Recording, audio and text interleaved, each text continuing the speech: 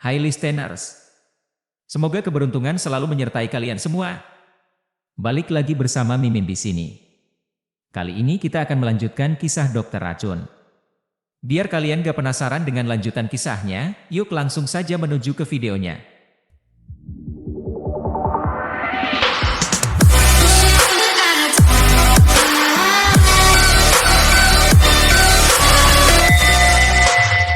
Bab 26, Kecelakaan. Chai Rongjuan belum pernah menghadapi pemuda yang begitu sombong sebelumnya. Dia selalu menganggap dirinya sebagai seseorang yang penting dan berpengaruh di Chansing.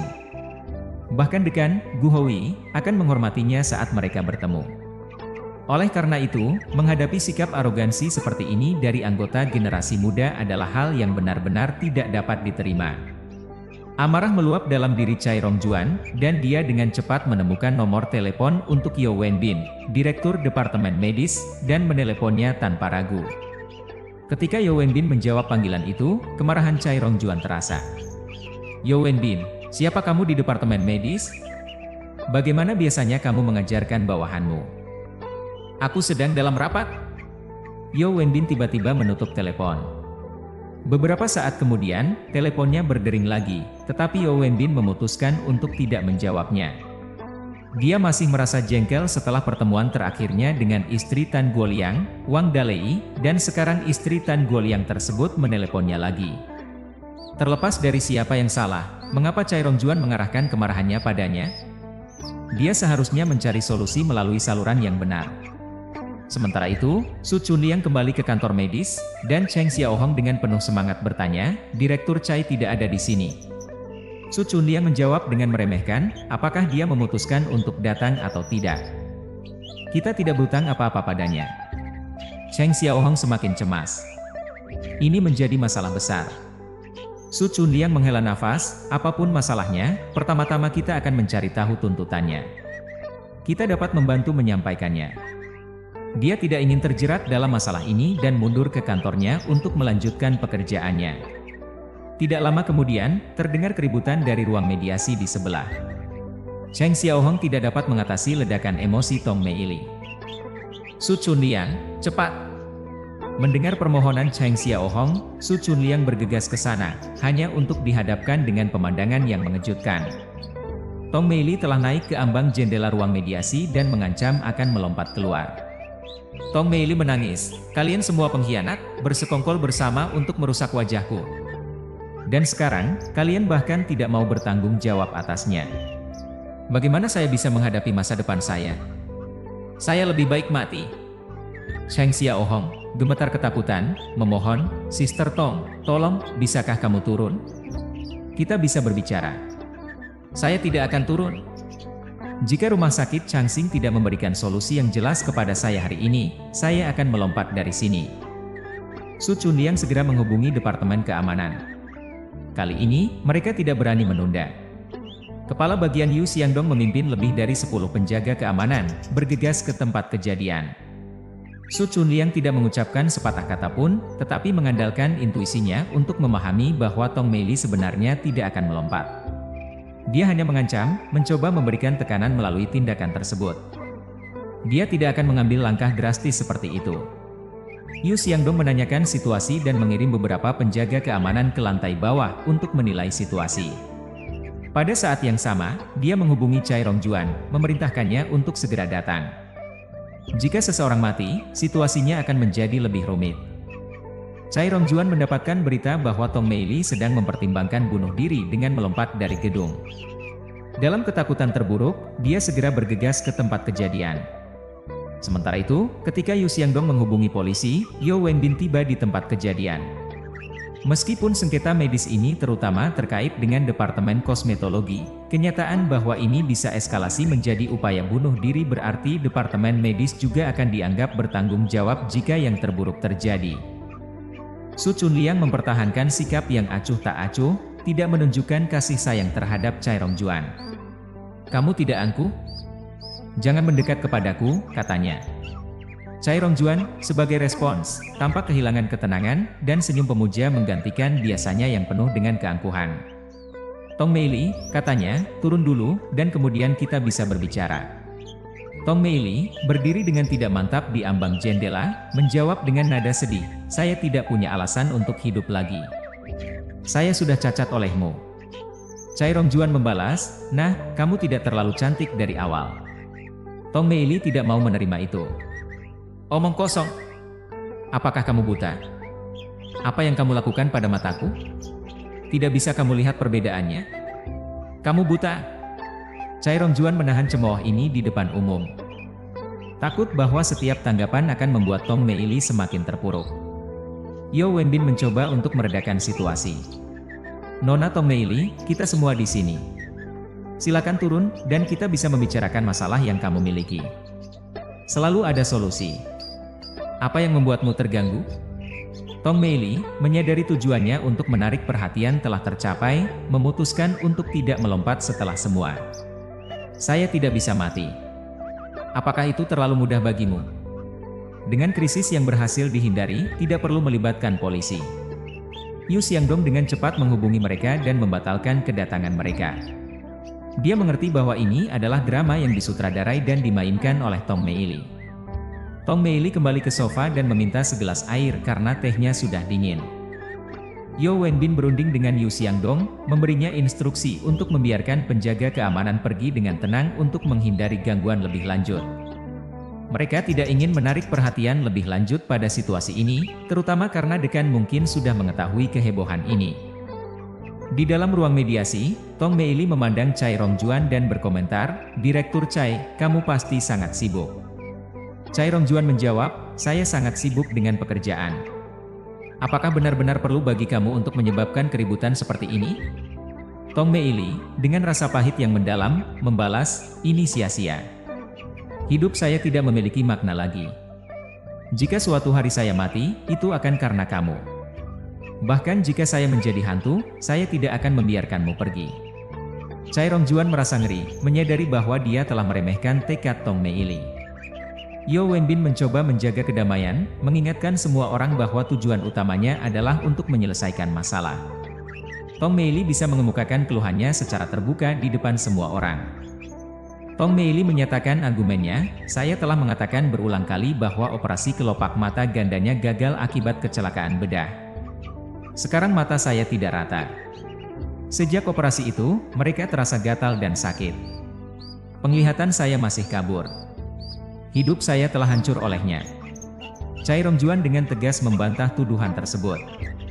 "Di mana bukti kegagalan operasi ini? Jika kamu yakin operasiku yang menyebabkan masalah ini, kita bisa meminta ahli untuk menilainya. Jika memang terbukti kesalahan saya tidak akan menghindar dari tanggung jawab." Tong Meili, yang tidak percaya pada penilaian rumah sakit, membalas, "Siapa yang tidak tahu bahwa kalian semua bersekongkol? Penilaianmu tidak dapat dipercaya." Chai Rongjuan tetap teguh. "Jika kamu tidak percaya pada penilaian rumah sakit kami, kamu bisa mencari pendapat dari kota ini. Jika itu belum memuaskan, kamu bisa pergi ke provinsi. Jika kamu masih meragukannya, kamu bisa mencari lembaga yang lebih berwenang. Jika ini kesalahan bedah, saya tidak akan menghindari tanggung jawab." Dr. Yo Wenbin, seorang ahli bedah terampil meskipun tidak mengkhususkan diri dalam prosedur kosmetik, melihat operasi kelopak mata ganda terbaru Tong Meili sebagai keberhasilan dari sudut pandang ahlinya. Bagi matanya yang tajam, tidak ada ketidakberaturan yang tampak, tetapi ujian sejati keaslian belum dikonfirmasi. "Miss Tong Meili, bisakah Anda sebutkan permintaan Anda yang tepat?" Dr. Yo Wenbin bermaksud untuk memastikan tujuan Tong Meili sebelum melanjutkan. Dalam banyak sengketa antara dokter dan pasien, kompensasi sering menjadi inti masalah, dan dia mencurigai bahwa Tong Meili mungkin mencari hal yang sama. Tong Meili tersenyum sinis, "Apa maksudmu? Apakah kau pikir saya mencoba untuk memeras rumah sakit Anda atau meminta kompensasi? Keluarga saya tidak kekurangan dana." Dia mengangkat tangannya, menampilkan gelang jadinya sebagai bukti. "Perhiasan kecil milikku ini bisa sebanding dengan penghasilanmu seumur hidup." Chai Rongjuan melemparkan pandangan diam ke gelang tersebut dan tidak bisa tidak berpikir bahwa itu memang sangat indah. Meskipun tampak seperti jade berkualitas tinggi, nilainya tidak sebanding dengan jumlah yang sangat besar yang dinyatakan Tong Meili. Berdasarkan interaksinya dengan Tong Meili, dia menduga bahwa wanita ini adalah seorang materialistik yang tidak memiliki selera. Meskipun keluarganya pasti kaya, mengklaim bahwa sebuah gelang bisa menyamai penghasilan seumur hidup adalah penggelembungan. Sebenarnya, keluarga Tong Mei Li mungkin tidak lebih kaya daripada keluarganya sendiri. Yo Wenbin bertanya, jadi, apa yang sebenarnya Anda harapkan? Tong Mei Li menjawab, saya ingin rumah sakit Changsing mengakui kesalahan bedah ini, secara terbuka meminta maaf atas kerugian yang telah ditimbulkan pada saya, dan mengganti kerugian yang saya alami baik secara fisik maupun emosional akibat operasi ini. Kami juga mempertahankan hak untuk mengejar tindakan hukum lebih lanjut atas kerugian yang timbul. Yo Wenbin dalam hati mengambil napas dalam-dalam. Tong Mei Li jelas telah melakukan penelitian dan datang dengan persiapan. Meskipun dia belum menyebutkan jumlah yang tepat, tuntutannya jauh dari sepele. Chai Rongjuan percaya bahwa Tong Mei Li hanya mencari kesalahan semata. Dengan telah melakukan banyak operasi kelopak mata ganda yang sukses, dia yakin akan kemampuannya. Hasil bedah Tong Mei Li seharusnya memuaskan, dan klaim bahwa itu merusak penampilannya tidak memiliki dasar. Dengan dasar Tong Mei Li, masalah yang dianggap ada mungkin bisa diperbaiki. Khawatir tentang reputasi profesionalnya sendiri, Chai Rongjuan menolak untuk menerima tanggung jawab dan menyahut, Tong Mei Li, jika Anda tetap pada pendirian ini, Anda bisa mencari penilaian medis. Jika itu tidak cukup, Anda bisa membawa masalah ini ke pengadilan. Tong Mei Li membalas, apakah ini sikap rumah sakit Anda? Rumor tentang etika medis rendah di Changsing sepertinya benar, dan saya sedang mengalaminya secara langsung. Chai Rongjuan menjawab dengan singkat, jika tidak ada yang lain, saya memiliki pasien yang menunggu. Saya akan pergi. Dia berdiri, mencoba untuk pergi, tetapi Tong Mei Li melangkah maju, menggenggam lengannya dengan kuat. Jangan berpikir untuk pergi sampai Anda menjelaskan masalah ini. Chai Rongjuan, yang sudah kesal, berteriak, lepaskan. Dia menggoyangkan tangan Tong Mei Li dengan keras, menyebabkan sesuatu yang tak terduga terjadi. Gelang itu jatuh ke lantai, hancur berkeping-keping. Semua yang hadir terdiam. Tong Mei Li berteriak, berlutut untuk mengumpulkan pecahan-pecahan tersebut, keputusasaan terasa. Chai Rongjuan, Anda berutang padaku untuk gelang ini. Bab 27, Kesombongan. Yo Wenbin merasa pusing yang hebat. Situasi sudah cukup merepotkan, dan sekarang semakin memburuk. Saat keduanya mencoba melepaskan gelang tersebut, tiba-tiba gelang itu terlepas dan jatuh berdenting ke lantai. Chai Rongjuan membeku sejenak, lalu berbalik dan pergi tanpa menoleh ke belakang, meninggalkan kekacauan tersebut untuk ditangani oleh kantor medis. Semangat ceria Tong Mei Li yang dulu telah menghilang, digantikan oleh kemarahan dan frustrasi. Dia duduk di lantai dan berguling-guling, berteriak bahwa dia telah diserang oleh orang-orang dari rumah sakit Changsing. Dia bahkan berbaring di lantai dan menelepon suaminya, Si Ziwei.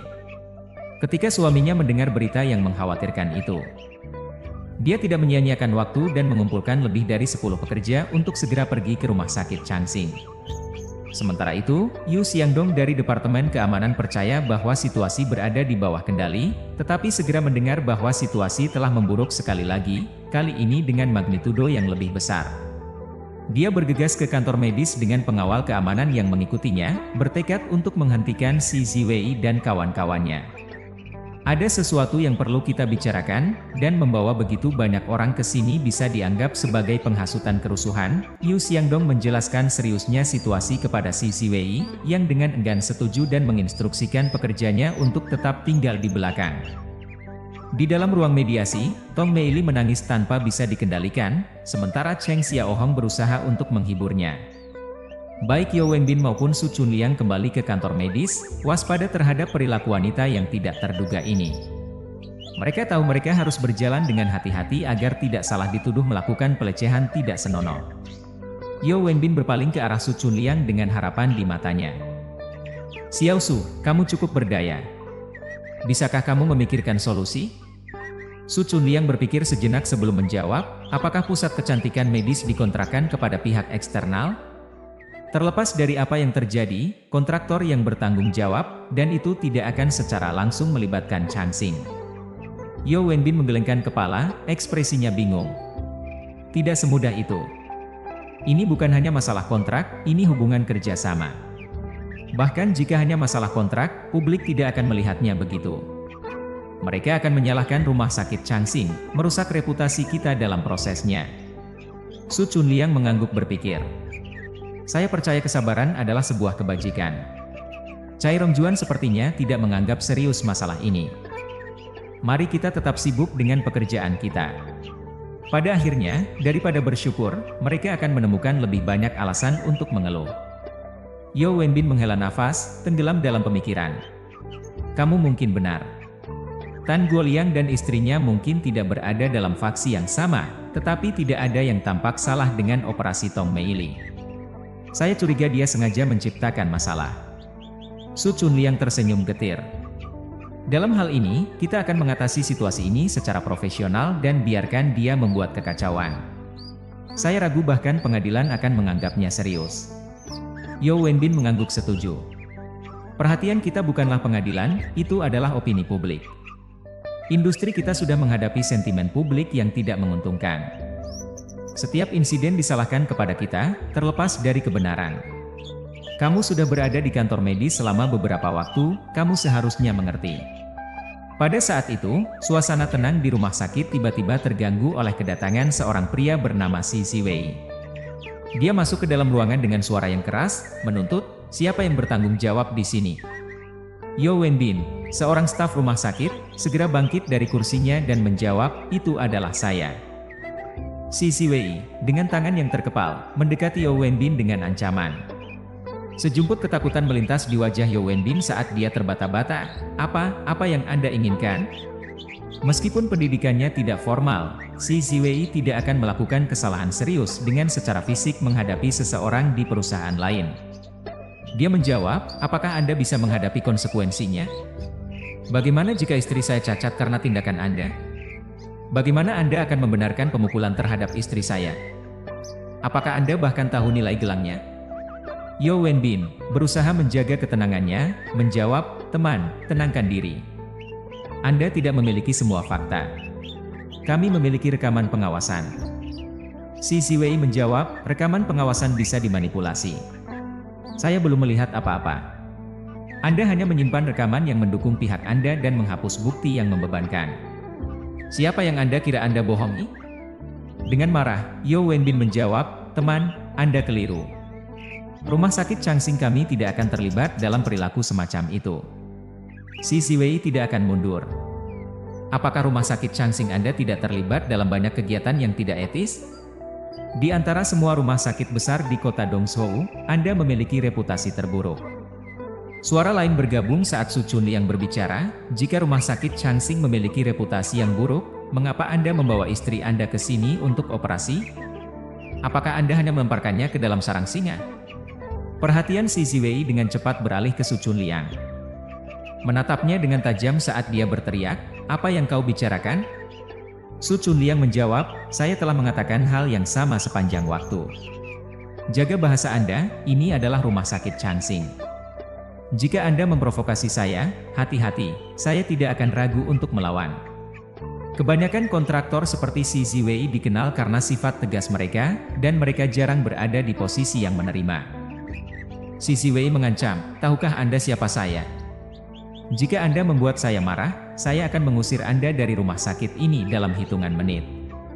Su Chunliang bangkit dari kursinya, tetapi Yao Wenbin, yang merasa ada masalah, ikut campur, tahu bahwa perkelahian di kantor medis hanya akan membawa kerugian. Terlepas dari keadaan, rumah sakit akan mengutamakan kesejahteraan stafnya sendiri. Yao Wenbin berhasil menahan Su Chunliang dan menasihatinya untuk tidak bertindak secara impulsif. Xi Ziwei, tanpa ragu, terus maju, menyatakan dengan ancaman, pindahlah. Bahkan mau sendiri tidak akan berani mengganggu saya. Hari ini, saya akan mengajari anak ini pelajaran. Su Chunliang memandang dingin Xi Ziwei. Sudah jelas bahwa Xi Ziwei telah melampaui batas, dan tatapannya mengungkapkan niat membunuh. Yao Wenbin, yang telah menghentikan Su Chunliang, merasakan suasana yang menyeramkan di udara, bertanya-tanya mengapa AC begitu efektif hari ini. Situasi semakin memanas ketika Yu Xiangdong, kepala bagian keamanan rumah sakit, tiba dengan beberapa pengawal untuk memisahkan Xi Ziwei dan Su Chunliang. Xi Ziwei tetap tidak mengendur, memperingatkan Su Chunliang, pemuda, bijaklah untuk menghindari pertemuan dengan saya di luar rumah sakit ini.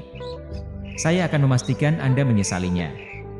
Su Chunliang menjawab, diterima. Jika Anda tidak bertindak seperti ini, Anda mungkin saja diasuh oleh seorang pengasuh. Dalam upaya untuk menendang Su Chunliang, Shi Ziwei bergerak maju, tetapi Yu Xiangdong dan tim pengawalnya berhasil menahannya. Yu Xiangdong dengan tenang meminta, "Tenangkan diri, kalian berdua. Tidak perlu adu mulut seperti ini." Di sebuah gedung kantor administratif yang ramai, sekelompok individu berhasil membujuk dan meyakinkan Shi Ziwei untuk keluar. Di antara mereka, Su Chunliang tersenyum santai, tampaknya tidak terpengaruh oleh peristiwa baru-baru ini. Di sisi lain, Yao Wenbin, dengan nada kekesalan dalam suaranya, berkomentar, "Kamu berani sekali tertawa, Su Chunliang. Departemen medis kita seharusnya menjadi mediator dan mengurangi konflik, bukan memperburuknya." Tak tergoyahkan, Su Chunliang menjawab, "Yang paling mengganggu saya adalah memiliki 2 keping koin tak berharga bergemerincing di saku saya sambil membanggakan kandung kemih terbaik di dunia." Yao Wenbin memberikan nasihat bijak, katanya, "Pintarlah untuk tidak memprovokasi para pembuat masalah seperti itu. Kamu masih muda, dan seiring waktu, kamu akan mengerti. Tidak perlu terlalu konfrontatif. Jika kita mulai membahas benar dan salah setiap saat, kita tidak akan pernah menyelesaikan pekerjaan." Dia memberikan gestur penenang kepada Su Chunliang sebelum pergi keluar untuk bernegosiasi dengan Shi Ziwei dan istrinya. Sementara itu, saat konflik berlanjut, Yu Xiangdong, kepala bagian keamanan, memilih untuk tetap duduk di meja Yao Wenbin. Dia mendekat dan dengan baik hati memperingatkan Su Chunliang, "Si Ziwei ini adalah buruh kaya dengan banyak koneksi sosial." Tanpa tergoyahkan, Su Chunliang menjawab, "Tidak peduli seberapa tangguh seseorang terlihat, mereka tidak kebal terhadap penyakit. Hukuman ilahi mungkin akan menemukannya, dan seseorang tidak dapat melarikan diri dari perbuatannya sendiri. Sesuatu pasti akan mengejarinya segera." Yu Xiangdong tertawa terbahak-bahak. Awalnya skeptis terhadap Su Chunliang, sekarang dia menemukan pemuda ini cukup menarik. Apakah Su Chunliang baru saja melemparkan kutukan? Jika kutukan memiliki kekuatan apapun, apa gunanya Departemen Keamanan? Di seluruh gedung kantor administratif, berita tentang keributan di kantor medis sudah menyebar.